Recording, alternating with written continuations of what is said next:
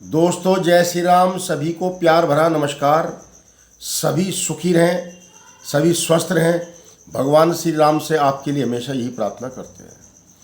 दोस्तों आज की हस्तरेखा ज्ञान विज्ञान में ये जानकारी देंगे कि कैसे बढ़िया योग बनते हैं अच्छा अधिकारी बनने के लिए, अच्छा कर्मचारी बनने के लिए, अच्छा बिजनेसमैन बनने के लिए, अच्छा नेता बनने के लिए। वे कौन से योग होते हैं हाथों में, हमारी हाथों की रचनाओं में वो कौन से योग होते हैं जिससे इंसान उच्च पद पर पहुंचता है। बड़ी खास जानकारी है और आपको शेयर करता हूं। दोस्तों ये हमारे हाथों का मानचित्र है। तो इस प्रकार से हाथों में वे कहाँ कहाँ रेखाएं निकलती हैं जिनसे इंसान ऊंचे पद पर पहुंचता है, ऊंची मंजिल पर पहुंचता है। क्योंकि सभी इंसान पढ़ते हैं और सभी व्यापार करते हैं, सभी राजनीति में आना चाहते हैं, परंतु सफलता किसको मिलती है? खास बात बन जाती है। सभी को सफलता नहीं मिलती, सभी फेल भी नहीं होते कि सफलता नहीं मिली, परंतु किसी को अद्भुत सफलता मिलती है। वो योग कौन सा है? जैसे गीता में भगवान कृष्ण ने अर्जुन को कहा था, हे अर्जुन, मेरी कृपा कुछ व्यक्तियों पर होती है, सब पर नहीं होती। होती तो सब पर है, परंतु सब जी रहे हैं। चराचर में जितने भी जीव हैं, प्राणी हैं, कीड़े मकोड़े भी हैं, पशु भी हैं, हिंसक पशु भी हैं, सभी को भोजन मिलता है और सभी की इच्छाएं भी पूरी होती हैं जो जिस योग्य होता है। देखिए चींटी जिसको बोलते हैं, चींटी सबसे छोटा जीव माना जाता है तो ये सभी छोटे, पर जो हमारी गणना है उसके हिसाब से चींटी सबसे छोटा जीव है और हाथी सबसे विशाल काय है। हाथी सबसे बड़ा प्राणी जीव है। तो चींटी को भी अन्न मिलता है और हाथी को भी मिलता है। कहीं भी हो भोजन उपलब्ध परमात्मा सबको कराता है। तो कृष्ण जी ने कहा था, हे अर्जुन, मेरी कृपा सभी पर नहीं है, कुछ लोगों पर मेरी कृपा है।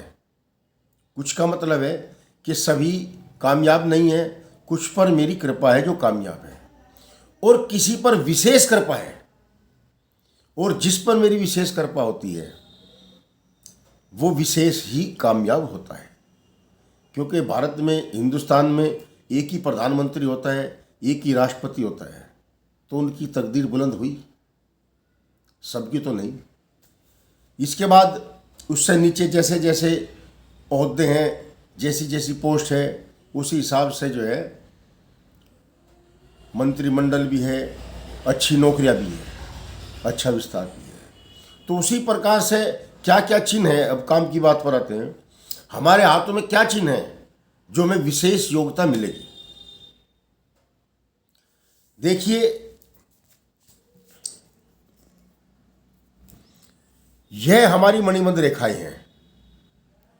इनकी संख्या 1, 2, 3, 4 तक होती है। इससे ज़्यादा तो मैंने किसी के हाथों में नहीं देखी। 1 भी होती है, 2 भी होती है, 3 भी होती है, 4 भी होती है।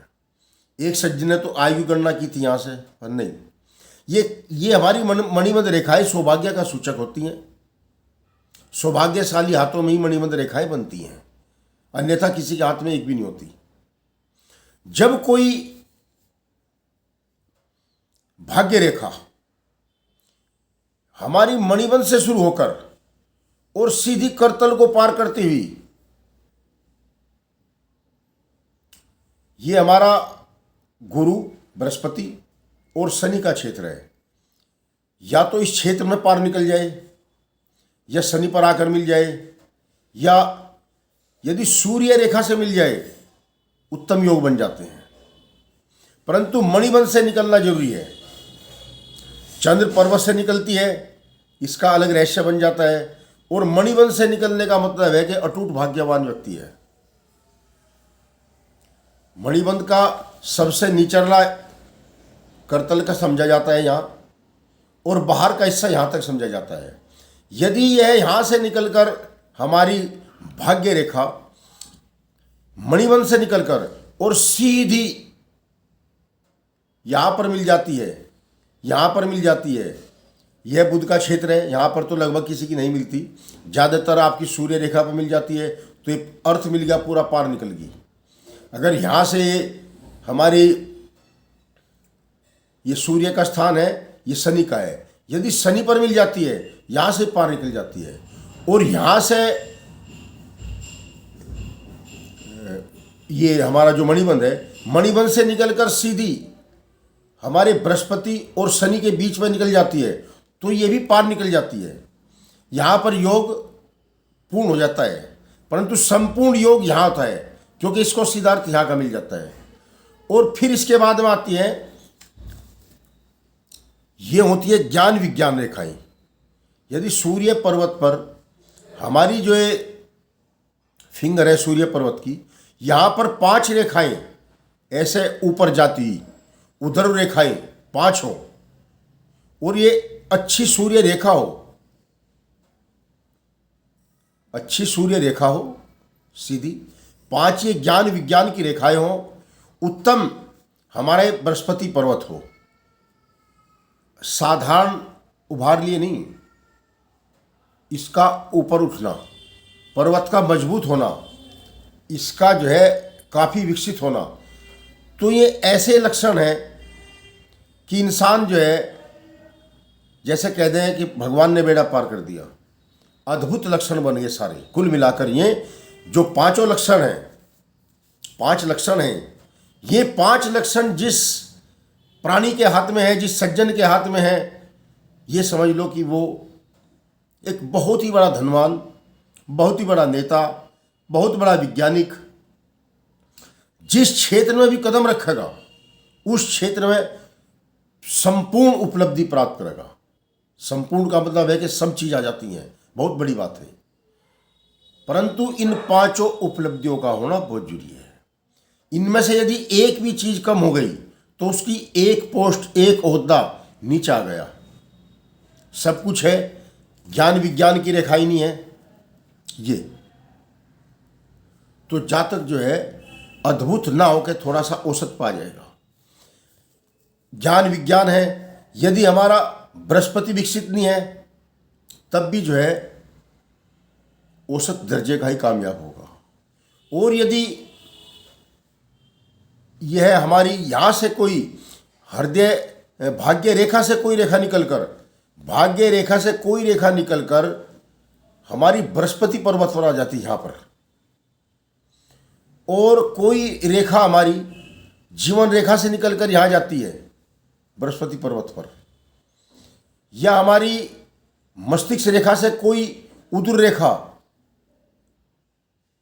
गुरु पर्वत पर आ जाती है, बृहस्पति पर्वत पर आ जाती है, तो निश्चित ही वह जातक अच्छा राजनीतिज्ञ बनेगा। किसी को इलेक्शन लड़ना हो, किसी को नेतागिरी में जाना हो, राजनीति में जाना हो, तो आंख मीचकर कदम रख दे, ऐसा शास्त्रों में लिखा हुआ है। ऐसा देखने में भी आया है। मैंने कितनों के ही हाथ देखे। कई नेता कई बार मन करता है वह हाथ देख लूं, और दिखा भी देते हैं। तो ऐसे योग उन हाथों में मिले हैं राजनीति के योग्य।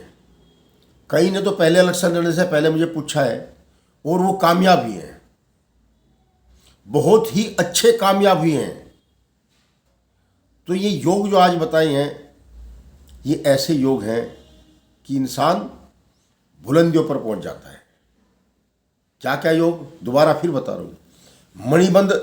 मणिबंध से भाग्य रेखा का निकलकर करतल से बाहर निकलना, और अच्छी हमारी आयु रेखा, हमारा गुरु पर्वत बृहस्पति पर्वत का विकसित होना, ज्ञान विज्ञान रेखाओं का होना, ये ज्ञान विज्ञान की रेखाएं हैं, सूर्य रेखा का होना, ये जब सब योग बनेंगे तो एक उत्तम योग बने ही बनेगा। जय श्री राम। आज की वीडियो में इतने बताएंगे आपको।